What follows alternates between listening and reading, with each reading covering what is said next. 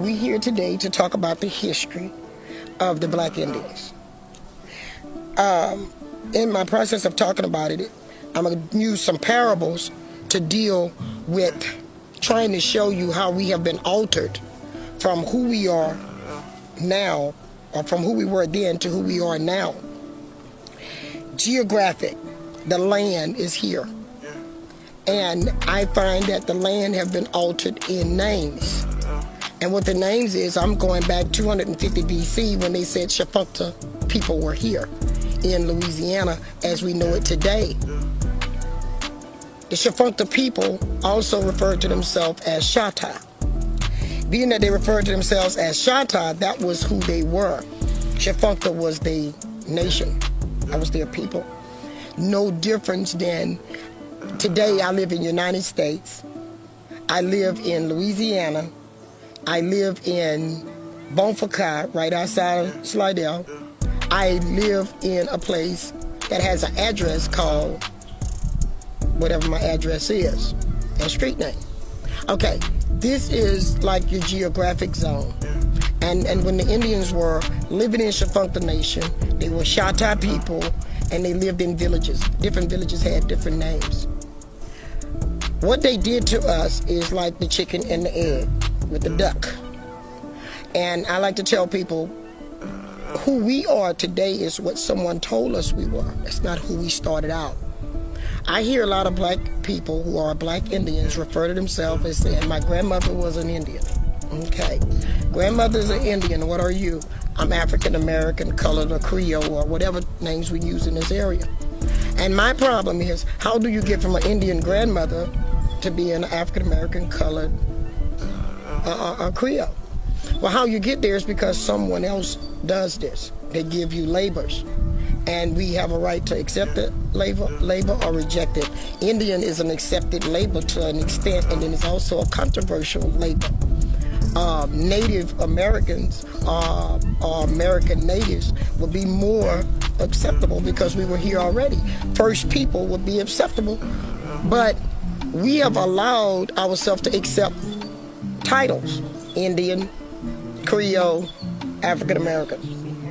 Very controversial when you're trying to talk to people about this because we're so set on this is the name we've been called always. No more have we been called these names going back in history. Is no more than the names of these towns is what was in history. So I'm going back to Metairie. My grandfather then called Metairie Chapatula. Chapatula was a village, but Chapatula also was named after a chief.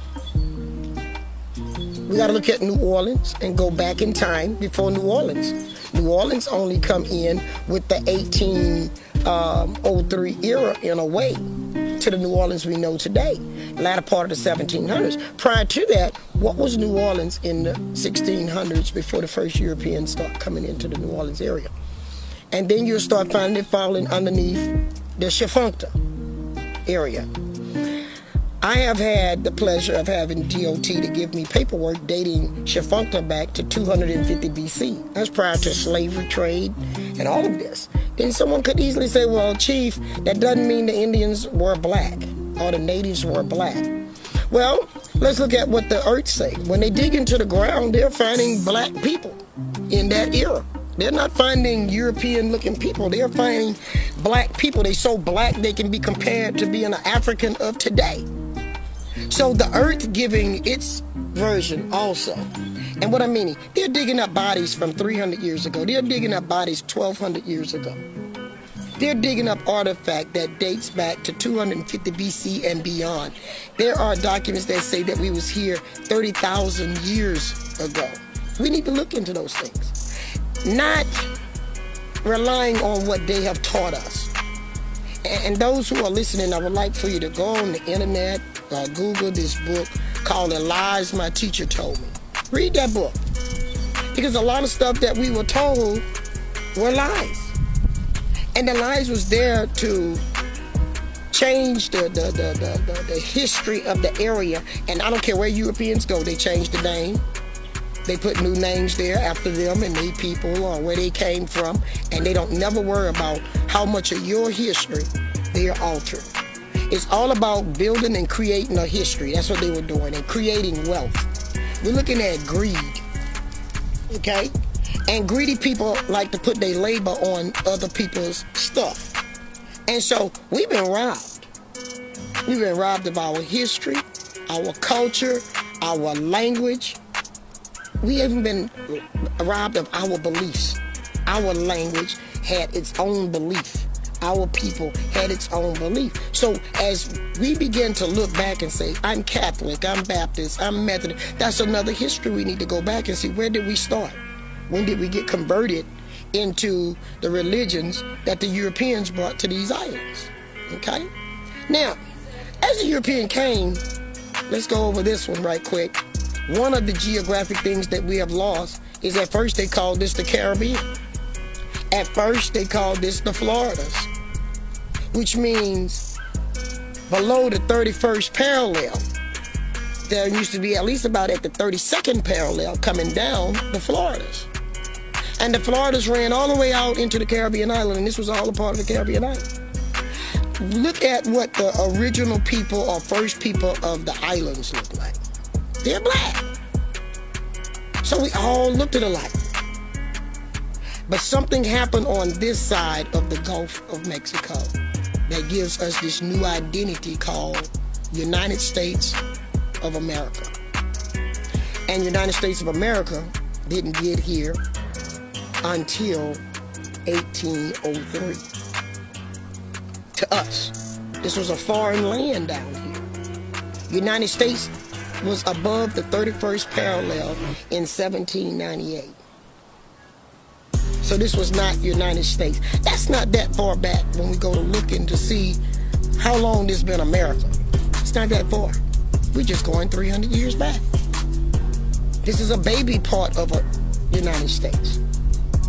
And we have allowed people to make us think that this has been United States forever. We allow people to teach us that slavery been here from the same time it was in the 13 colonies to when it was in Georgia. That's not the truth. So, if you know your history, you can follow your history beyond the 300 years. You'll find where you come from, where you fit, before you got that label, before they took the egg and put it under the duck. See, because what I'm talking about, that egg got put under the duck after the United States takeover. Even the Spanish and the French, which they wasn't good to be working with either, because they was in it for greed, they didn't even really try to take the egg and put it under the duck. They dealt with the chicken as the chicken and the duck as the duck.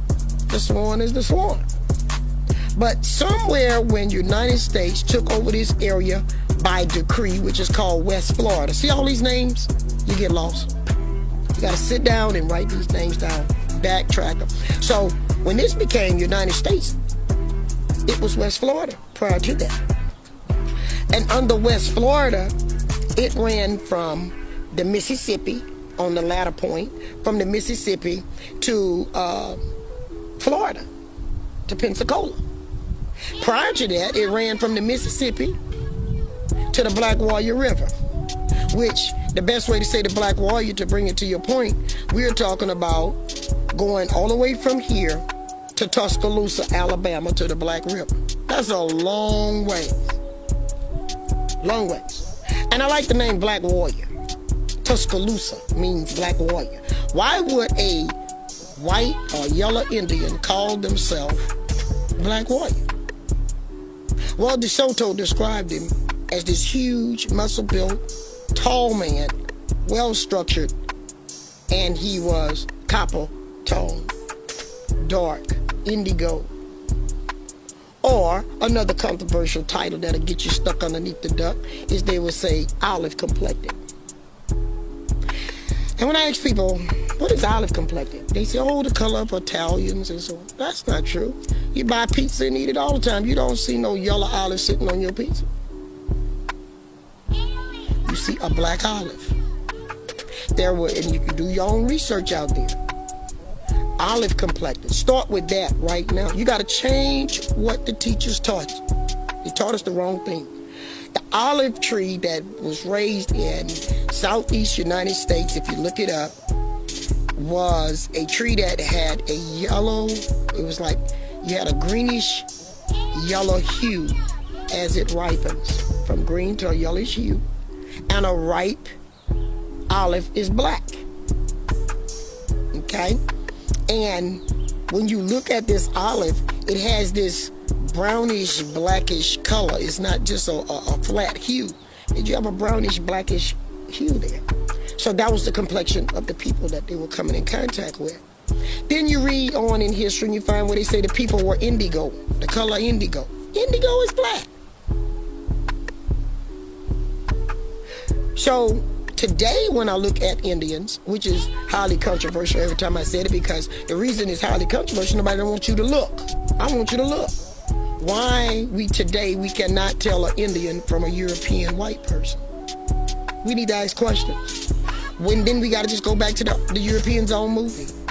Years ago when I was coming up, they were darkening the Indians and painting them up to make them look darker so they could fit in with what an Indian looked like then. Now, they don't have to use makeup to darken them. They can just take a white person and say this is an Indian.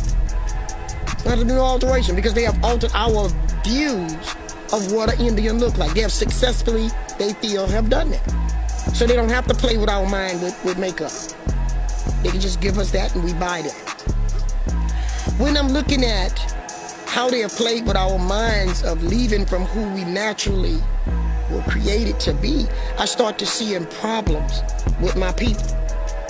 They don't have an identity, so they reach to far lands to find everybody trying to make it back to Africa. Everybody's trying to descend from slavery. What about the Indians that had no slavery ancestry? Back to the colors again. So let's go back to the colors. We talked about indigo, we talked about the olive complected, but let's do another thing. Why did the Indians in their movie of the Cowboy and Indians of the West, why did the Indians refer to the white man as paleface?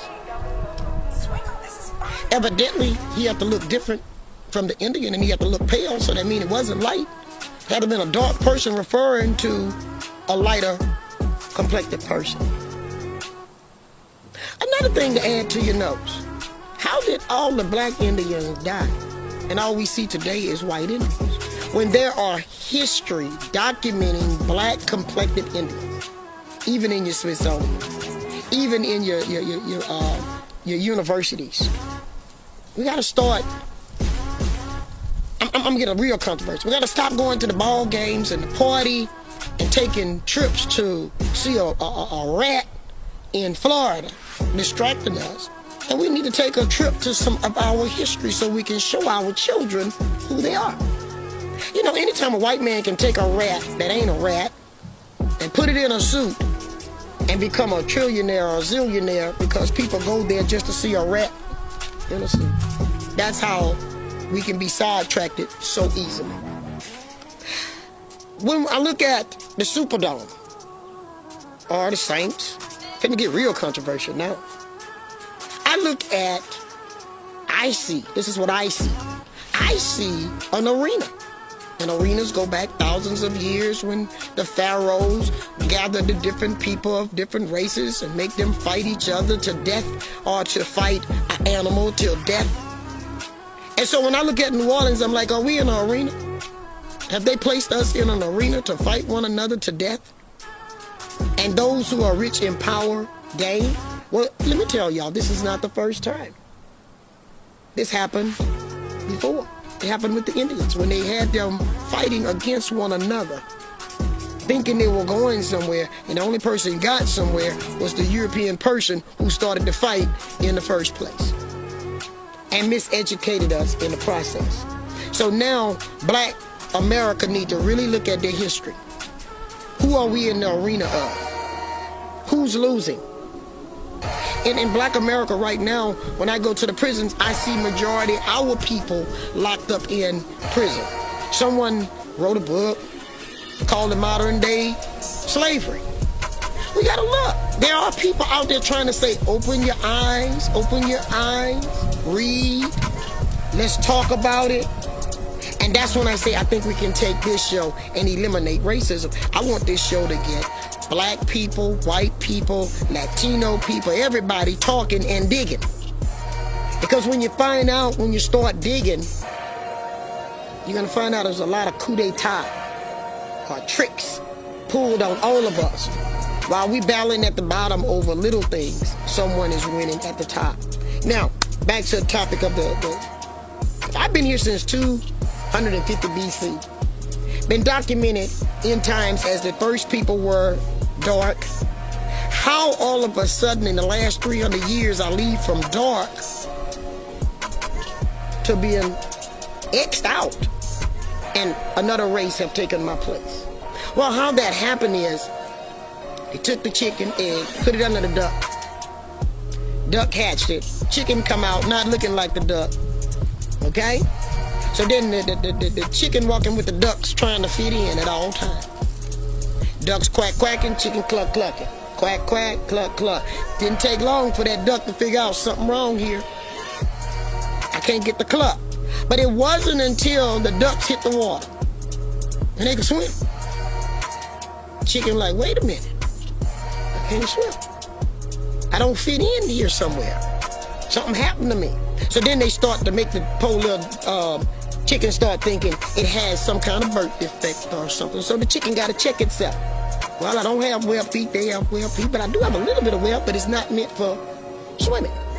I don't have the tail that duck is using also to pedal through the water with his feet and navigate his body. I don't have all the right navigating tools. Well, that's what we ought to be as a people today.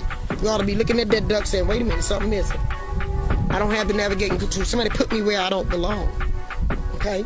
Because you couldn't put yourself there because you went there as an egg. So, they didn't just play with the chicken and the duck. They took it one step farther. Like I told you, they took the duck egg, stuck it under the swan. Now the poor duck running around, somebody, he's the ugly duckling. And he started trying to catch up and be like the swan at all times. Now the swan, he swims a little more swifter, a little more elegant than even the duck. Now let's go. Oh, she done went to the farm on us. Well, I live on the farm, okay? So I'm gonna bring you back. Our job with this show should be to get the chickens to understanding geographically, physically, mentally that a chicken is a chicken. And get the ducks back in the duck place and get the swan back in the swan place. Now, if we do this, we're going to change the history that have been taught to us. And somebody don't want us to do that. So their job is to keep us looking in the other direction and just keep trying to swim and keep sinking. Okay? Now, I'm going to take this. I'm going to say the Indians is the chickens, the Creoles is the ducks, and so the Indians now, they made them African American. So did the Creole, they made them African American. So we're making another move. There's no Creole on the census. So long as we're keeping all of these little titles, we're not going to see the 250 BC history.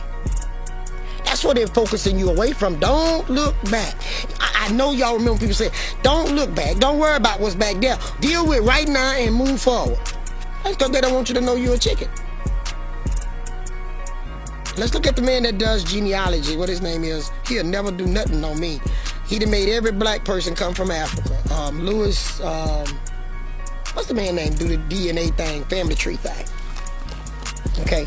I'm still trying to wonder about him. When he did his, he began to show where he went back to being European. But when you do everybody else's, they go to Africa. I find a problem with it.